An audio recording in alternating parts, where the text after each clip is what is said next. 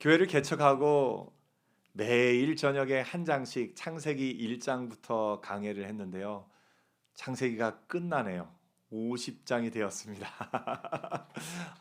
하나님이 또 이렇게 지켜주시고 보호하여 주셔서 이 창세기를 강해를 마치고 또 그 다음으로 출애굽기를 갈 수 있는 또 이렇게 1년을 이렇게 보호하여 주셨습니다.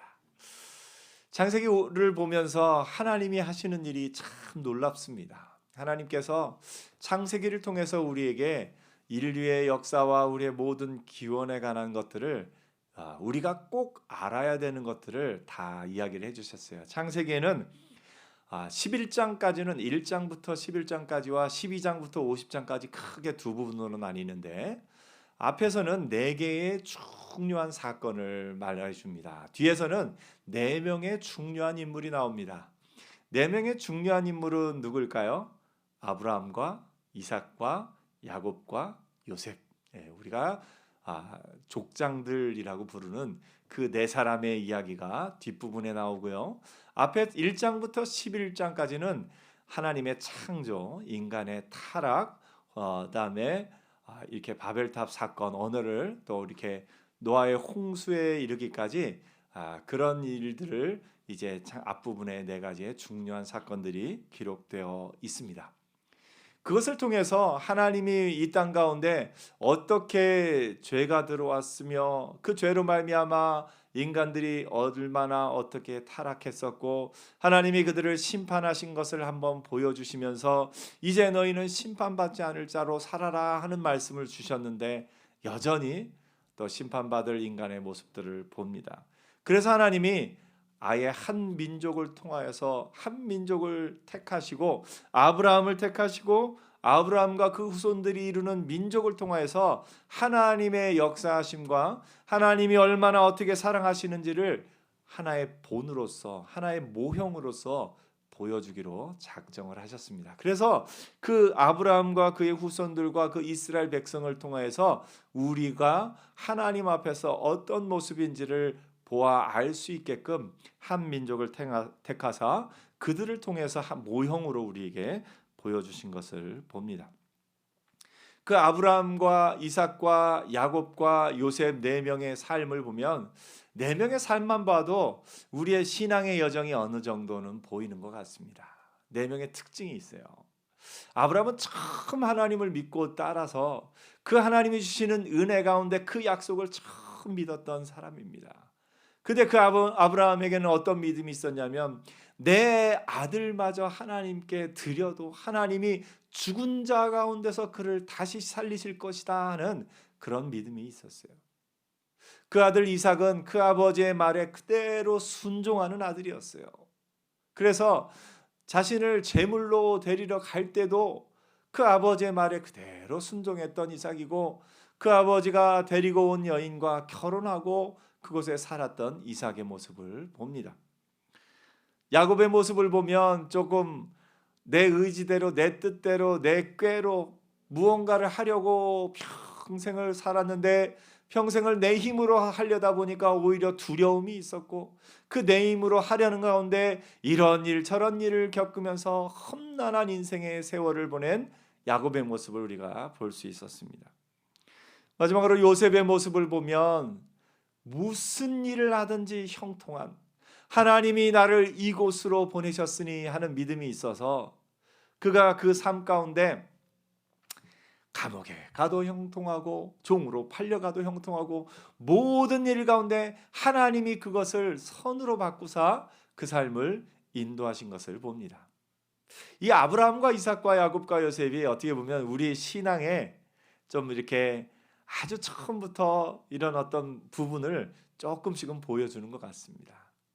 처음에 예수를 믿었을 때는요, 그 기쁨이 얼마나 큰지 하나님 앞에 내 삶을 다 드리겠나이다. 아브라함이 그 아들 이삭을 바치려는 그 믿음처럼 내 인생을 하나님 앞에 온전히 드리겠나이다.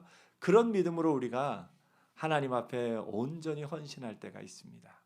그리고서는 하나님의 말씀에 순종해서 이삭처럼 순종의 아들로 하나님의 말씀에 이것도 순종하고 저것도 순종하면서 삽니다. 그러다가 어느 정도 신앙의 연륜이 조금 쌓이고 나면요, 아, 다 그런 건 아니겠지만 야곱처럼 좀 잔꾀를 부리기도 하는 것 같습니다. 그래서 내 생각으로 하나님, 이건 아니잖아요. 하나님, 제가 이리로 한번 가보겠습니다. 하나님, 제가 보기엔 이거 해야 되겠는데요 하면서 야곱이 자신의 생각대로 움직였던 것처럼 험난한 세월을 보낼 때가 있습니다. 그러다가 믿음이 하나님의 은혜 안에 성숙하여서 하나님이 내 앞길을 온전히 인도하시는구나, 하나님 앞에 온전히 내 삶을 맡기고 걸어가면 요셉처럼 무슨 일을 하든 형통하고, 무슨 일을 하든 하나님이 그것을 선으로 바꾸사 우리의 삶에 인도하신 것을 보게 됩니다. 꼭 이게 단계가 이렇게 나눠지는 것은 아닌데, 우리 신앙의 모습 가운데 아브라함의 모습, 이삭의 모습, 야곱의 모습, 요셉의 모습이 우리 삶에 있는 것을 좀 보아 알게 됩니다. 여러분에게는 지금 누구의 모습이 제일 많이 보이나요? 이렇게 아브라함처럼 내가 예수를 믿고 내 인생을 하나님 앞에 바치겠습니다, 이런 모습이 좀 보이나요? 아니면 이삭처럼 말씀에 네 하고 순종하는 모습이 보이나요? 아니면 야곱처럼 하나님, 이거 아닌 것 같은데요, 하나님, 제 생각에는 이거 같아요 하면서 내 생각대로 하다가 조금 넘어지기도 하고 아픔을 겪기도 하고, 그런 야곱의 모습이 많이 보이나요? 아니면 요셉처럼 종으로 끌려가도 감옥에 가도 하나님이 나를 이곳에 보내셨으니 하면서 그 삶 가운데 최선을 다할 때 하나님이 형통케 하시는 그런 삶을 경험하고 계신가요? 우리 삶에는 이 네 가지 모습이 다 있습니다만, 그 가운데서 모두가 바라는 건 아마 요셉처럼 형통한 삶이지 않을까 싶습니다. 그래서 우리의 믿음이 성숙해서 내 모든 연약함과 환난과 모든 것 가운데서도 하나님이 함께 하심으로 말미암아 그것이 도리어 복으로 변하는, 그것이 도리어 형통케 되는 그런 역사가 저와 여러분의 삶에 넘치기를 축복합니다. 물론 이 아브라함의 신앙에서의 얻는 우리의 유익, 이삭의 신앙에서, 또 야곱의 신앙에서, 요셉의 신앙에서 각각의 신앙의 모습 가운데 우리가 믿음으로 받아야 될 것들은 다 받아야 되겠지요. 그 가운데 오늘은 마지막 장에 요셉과 야곱의 마지막을 떠나보내는 요셉의 모습이 나옵니다. 요셉이 그의 아버지의 얼굴이 굽으려 입맞춥니다. 아버지가 이제 하나님 품에 안긴 것을 알고 그 슬픔을 온 몸으로 표현합니다. 그리고 그 수종들은 의원에게 명하여 아버지의 품을 향으로 처리하게 하며, 애굽에서 그 애굽의 왕들에게만 해당한다는 그런 예우를 갖춘 것으로 우리가 이해할 수 있습니다. 그 뒤에 애굽 사람들이 70일 동안 그를 위하여 애곡하였더라 말한 것도 그렇습니다. 애굽의 파라오, 애굽의 왕들을 위해서 애곡하는 기간이 72일이라고 합니다. 72일인데 거기에 준하는, 또 그런 어떤 예후를 갖춰서 이 야곱을 또 그 죽음을 같이 슬퍼했던 것을 오늘 보게 됩니다. 야곱은 생전에 요셉에게 이런 부탁을 했었습니다. 창세기 47장에 보니까 이렇게 이야기합니다. 이스라엘이 죽을 날이 가까우매 그의 아들 요셉을 불러 그에게 이르되, 이제 내가 내게 은혜를 입었거든 청하노니 내 손을 내 허벅지 아래 놓고 인애와 성실함으로 내게 행하여 애굽에 나를 장사하지 아니하도록 하라. 내가 조상들과 함께 눕거든 너는 나를 애굽에서 메어다가 조상의 묘지에 장사하라, 이렇게 이야기를 합니다. 그래서 요셉이 아버지의 말씀대로 행하겠습니다 합니다. 오늘 읽은 본문 50장 또 4, 5절에 보면 곡하는 기간이 지나 이제 요셉이 바로왕 앞에 가서 이야기를 합니다. 그 아버지 야곱이 했던 이야기를 그대로 전하는데 거기서 한 가지를 빠뜨립니다. 빠뜨린다고 해야 되나요? 뺐다고 해야 되나요? 무슨 얘기를 뺐냐면, 야곱이 애굽에 나를 장사하지 아니하도록 하라 하는 이 말을 뺍니다. 왜 뺐을까요? 만약에 여러분이 애굽 왕인데 야곱이 예? 나를 애굽에 장사하지 아니하도록 하라 이렇게 말하면 어떻게 들릴까요? 아, 이 집안이 애굽을 싫어하는구나. 오해받을 수 있습니다.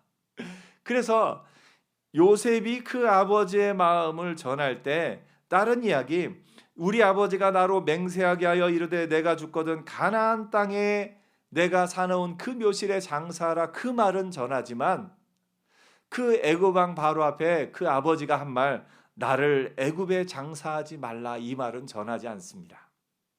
여러분, 이것이 참 요셉이 지혜롭지 않습니까? 우리 가운데 혹 그런 경우가 있습니다. 정직이라는 것을 너무 기계적으로 적용할 때가 있습니다. 그래서 선을 보러 갔는데 첫 번째 만난 자리에서, 선 보는 자리에서 저는 빚이 몇 천만 원 있습니다. 이건 정직한 건가요? 아니면 지혜롭지 못한 건가요? 예. 우리가 내가 어떤 이익을 취하려고 나 자신에 있는 걸 이야기하지 않고 속이는 것은 악한 겁니다. 하지만 그렇지 않고 그 사람이 알고 싶어 하지도 않는데 그것을 정직이라는 이름으로 다 이야기하는 것, 이것은 과연 정직일지, 과연 그것이 지혜로운 것인지 우리가 생각해 볼 필요가 있습니다.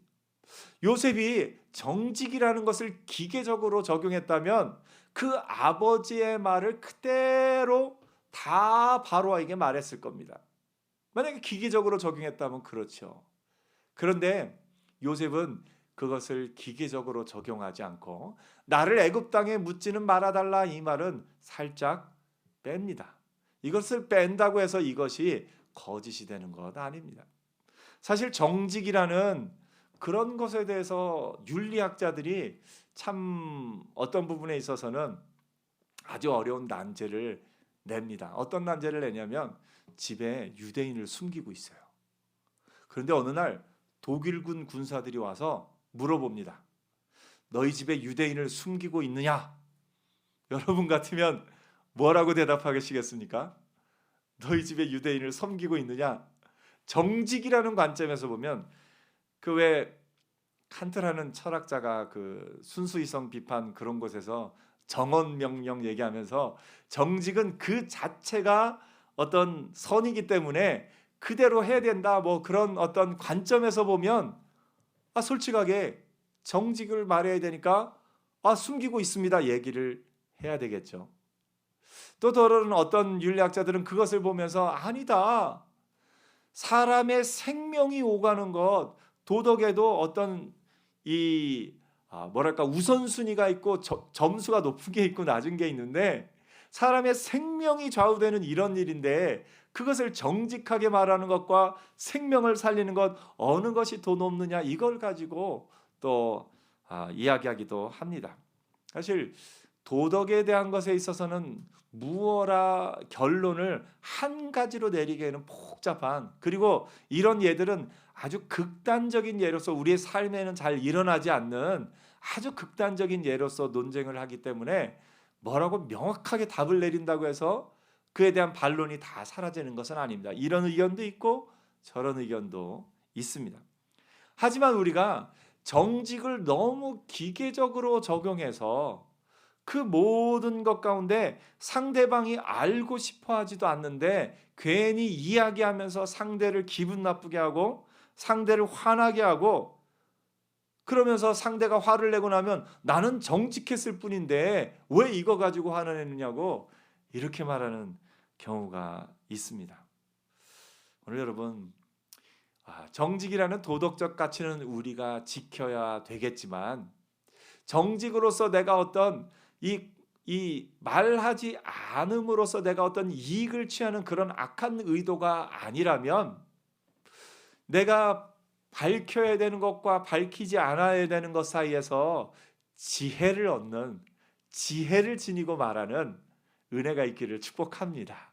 그래서 처음 선보는 자리에 저는 여기에 어디 큰 뭐 아주 중대한 결함이 있어요 하고 이 갈비뼈와 뭐 그런 것을 처음 만나는 자리에 이야기하는 것, 그것은 굳이 우리가 정직이라고 말하기는 어려울 듯합니다.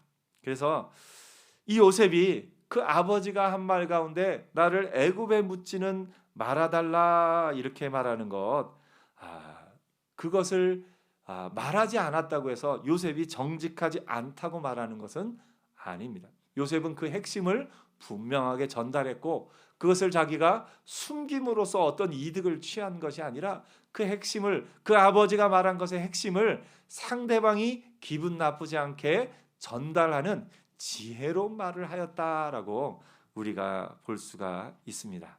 오늘 여러분, 지혜롭게 말합시다.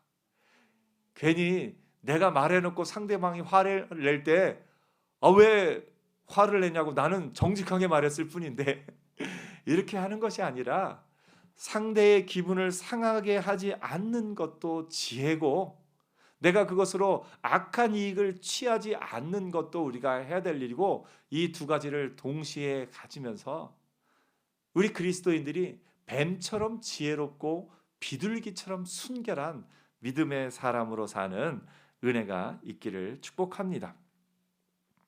요셉은 또 바로 앞에서 요셉이 그렇게 말하니까 바로는 요셉의 그 말을 듣고 그를 보내줍니다.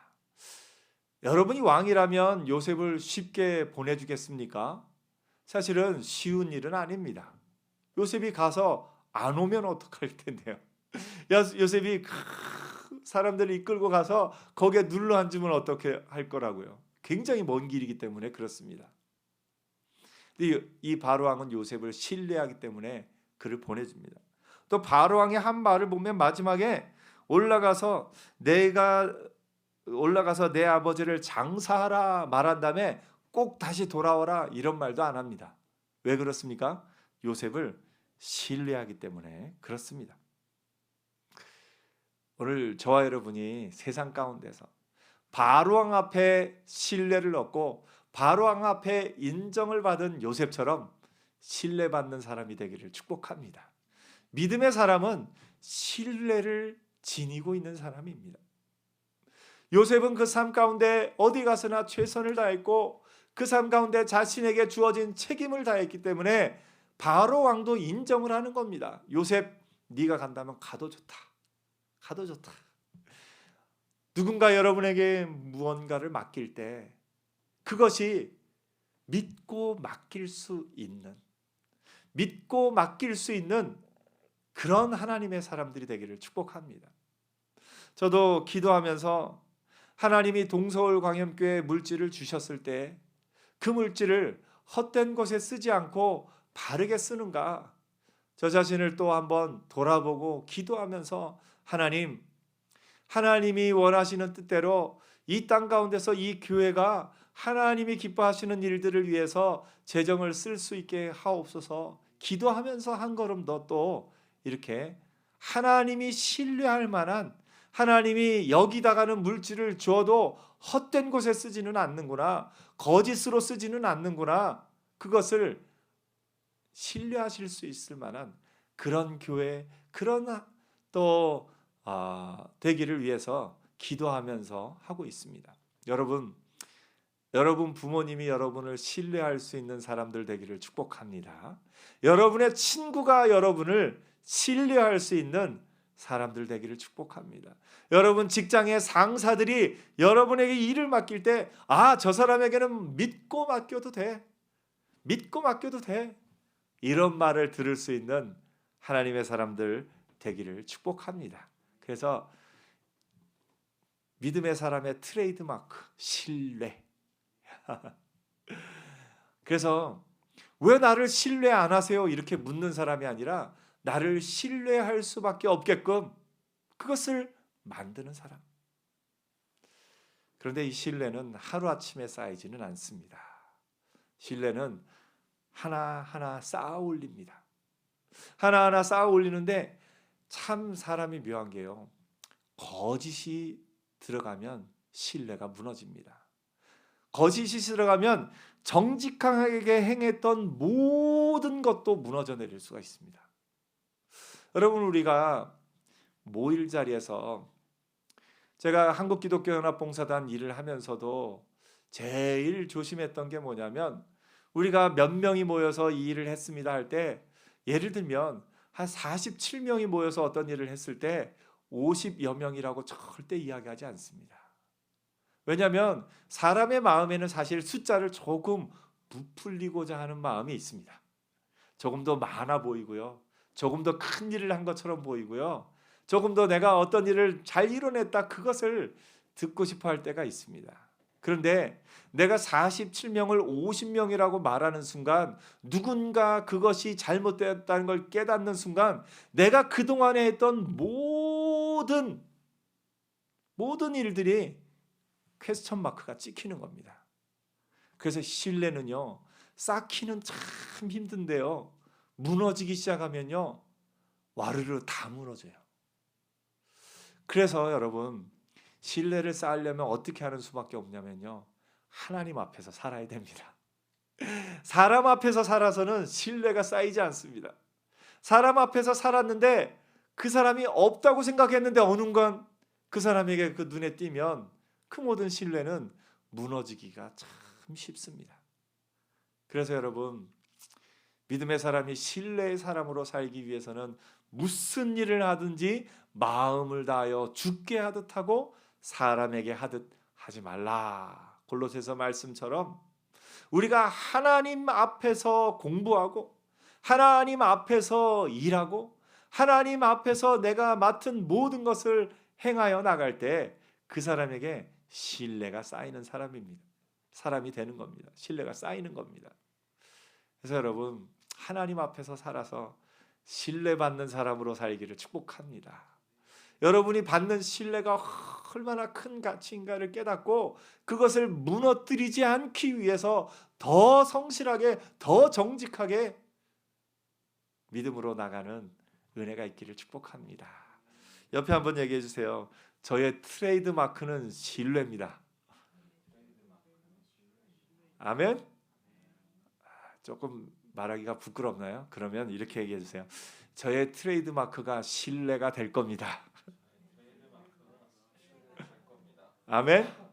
그래서 요셉이 바로왕 앞에 신뢰를 받았던 것처럼 이방 사람인 바로왕마저도 요셉을 신뢰하고 그가 말한 것을 그대로 들어주고 그가 말한 것에 물음도 묻지 않는 그런 신뢰를 쌓았듯이 우리가 세상 가운데서도 하나님의 사람으로서, 믿음의 사람으로서 더더욱 신뢰를 쌓아가는, 그리고 그 신뢰를 무너뜨리지 않는 은혜가 있기를 축복합니다. 바로왕이 요셉을 보내니까 요셉이 이제 다녀옵니다. 멀리 가나안 땅까지 다녀오는데요, 다녀오는 과정은 좀 이렇게 있는데, 다녀오자마자 형들이 불안해합니다. 왜 불안해할까요? 자기들이 한 일이 있으니까. 무슨 일이죠? 요셉을 죽이려고 했던 일과 요셉을 종으로 팔아버린 일. 그나마 아버지가 살아계실 때는 아버지 봐서라도 요셉이 우리를 살려줬는데 이제 큰일 났다. 이제 아버지마저도 돌아가셨으니 이제 우리 어떻게 할까? 형들이 걱정이 됩니다. 그래서 여러분, 잘 살아야 돼요. 어디서나 잘 살아야 돼요. 이렇게 어떻게 만날지 몰라요. 이 형들이 요셉과 이런 관계로 만나리라고 꿈을 꿨겠습니까? 사실 우리 직장에서도 가끔 그런 경우가 있어요. 직장에서도 이 사람과는 이제 볼 일이 없을 거다 하고 확 등지고 나왔는데, 내가 새로 들어간 회사의 이 상사와 그 사람이 아는 관계네요. 이런 관계 되면 또 복잡해지죠. 여러분, 사람은 어떤 관계로 어떻게 만날지를 모르는 것 같습니다. 그래서 성경이 그렇게 말하고 있는 것 같아요. 할 수 있으면 모든 사람으로 더불어 화평하라, 평화하라 말하고 있습니다. 내가 이 친구하고는 다시는 안 볼 것 같아 하고서 그 친구하고 격하게 싸웠는데 어느 순간 또 그 친구와 만날 수도 있는 것을 봅니다.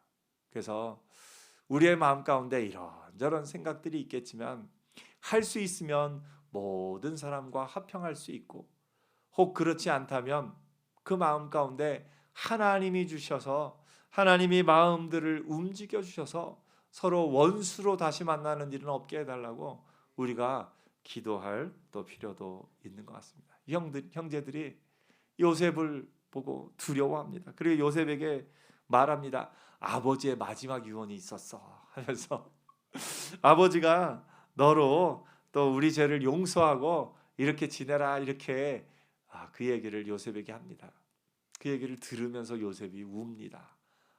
형들의 마음이 그렇겠구나. 형들의 마음이 그렇겠구나 하면서 요셉이 말합니다. 두려워하지 마소서 내가 하나님을 대신하리이까. 이 요셉의 믿음이 대단한 것 같아요. 내가 하나님을 대신하리이까. 사실 우리는요, 하나님을 대신하려고 할 때가 많아요. 솔직히 말해서 누군가를 미워하는 것은요, 누군가를 미워할 뿐만 아니라 그 사람을 어떻게 해서든 괴롭히려고 하는 것, 사실은 내가 하나님 자리에 올라가려고 하는 겁니다. 무슨 말입니까? 그 사람이 이런 것 때문에 잘못을 했으니 내가 벌을 줘야 되겠다. 그 마음이 있으니까 미워하고 그 마음이 있으니까 어떻게든 해를 가하려고 하는 겁니다. 근데 요셉이 말합니다. 내가 하나님을 대신하겠나이까. 조금 더 무서운 말이긴 해요. 왜냐하면 하나님이 심판하실 겁니다. 이렇게 들리기도 하거든요. 그런데 요셉은 뭐냐면 나는 당신들에게 나는 심판자로 서지 않겠습니다. 적어도 나는 심판자로 서지 않겠습니다 하는 고백이에요. 사실 우리는 너무나 많은 순간에 사람은 누구나 다 심판자가 되고 싶어 합니다. 검사가 되어서 사람들을 고소하고 싶어 하고요. 재판장이 되어서 사람들에게 재판을 하고 싶어 하는 게 사람의 본성입니다. 당신은 이게 잘못됐어? 당신은 이게 고쳐야 돼 하면서 서로가 서로를 향해서 재판장이 되고 싶어 하고 그것을 벌 주고 싶어 하고, 물론 하나님이 재판장으로 세우신 사람은 재판을 해야죠. 하나님이 가르치는 자리에 그 부모의 자리에 세웠으면 자녀를 가르쳐야죠. 하나님이 세우셨으면 그 일은 해야 됩니다. 그런데 하나님이 세우신 자리가 아닌 곳에서 재판장이 되고 싶어하고 검사가 되고 싶어하는 것, 이것이 사람의 본성입니다. 오늘 요셉의 이 마음 우리도 가졌으면 좋겠습니다. 요셉의 형통한 비결이 사실은 여기에 있거든요. 내가 하나님을 대신하리이까. 당신들이 어떠한 것을 했건 그것은 하나님과 당신들의 일이기도 합니다. 나는 내가 하나님을 대신해서 당신들을 미워하거나 공격하거나 원수를 갚지 않겠습니다. 이게 요셉의 믿음의 가장 귀한 부분입니다. 요셉이 또 이야기합니다. 당신들은 나를 해하려 했으나 하나님은 그것을 선으로 바꾸사. 어떤 하나님이에요? 선으로 바꾸시는 하나님. 우리가 하나님을 대신하지 않을 수 있는 강력한 믿음, 우리 속에 있는 믿음은 뭐냐면 하나님이 그것을 선으로 바꾸실 겁니다 하는 믿음이에요. 우리의 모든 상황과 삶의 모든 순간에 그 모든 것들을 하나님이 선으로 바꾸어 주실 겁니다. 옆에 한번 얘기해 주세요. 하나님이 선으로 바꾸어 주실 겁니다. 아멘. 그래서 내 삶에 고난이 있고 내 삶에 환난이 있고 내 삶에 견디지 못할 그런 일들이 있을지라도 요셉의 믿음대로 하나님이 그것을 선으로 바꾸사 나에게 더 좋은 것을 주시리라. 하나님이 나에게 새로운 길을 열어 주시리라. 우리가 믿음으로 믿고 나가는 겁니다. 그래서 하나님 앞에서 하나님이 선으로 바꾸시는 것을 온전히 믿고 나면, 그것을 마음으로 삶으로 딱 체득하고 나면 하는 게 뭐냐면 내가 하나님을 대신하리이까. 내가 하나님을 대신하리이까. 당신들의 그 행동이 결국은 나를 도와준 겁니다. 당신들이 나를 죽이려고 종으로 팔았는데 그것이 오히려 나를 돕고 우리 집안을 돕고 당신들마저도 도왔습니다. 온 나라를 도왔습니다. 나를 이곳에 애굽에 팔려오게 했기에 내가 또 그 집에 종으로 들어갔다가 또 감옥으로 갔다가 또 애굽 온 나라와 이스라엘을 살리는 도구로 나를 사용하신 거 아닙니까? 이렇게 믿음으로 고백하는 겁니다. 그래서 여러분, 우리의 하나님은 어떤 하나님이시냐? 선하신 하나님이기도 하지만 동시에 선으로 바꿔주시는 하나님이셔요. 그래서 여러분, 환난을 두려워하지 마세요. 실패를 두려워하지 마세요. 고난을 두려워하지 마세요. 하나님이 그 모든 것을 선으로 바꾸사 여러분의 삶을 힘있고 능력있게 하실 겁니다. 그래서 우리가 할 일은, 하나님이 선으로 바꿔주실 것을 믿는 우리가 할 일은 사랑하며 사는 겁니다. 용서하며 사는 겁니다. 심판자가 되기보다는 변호하면서 사는 겁니다. 원수를 갚기보다는 용서하며 사는 겁니다. 미워하기보다는 사랑하며 사는 겁니다. 그것이 우리가 해야 할 일인 것을 봅니다. 오늘 여러분, 그 하나님이 여러분과 함께 하십니다. 모든 것을 선으로 바꾸시는 하나님, 모든 것이 합력하여 선을 이루게 하시는 그 하나님이 나의 하나님인 것을 믿고 담대히 나가는 하나님의 사람들 되기를 축복합니다. 기도하겠습니다.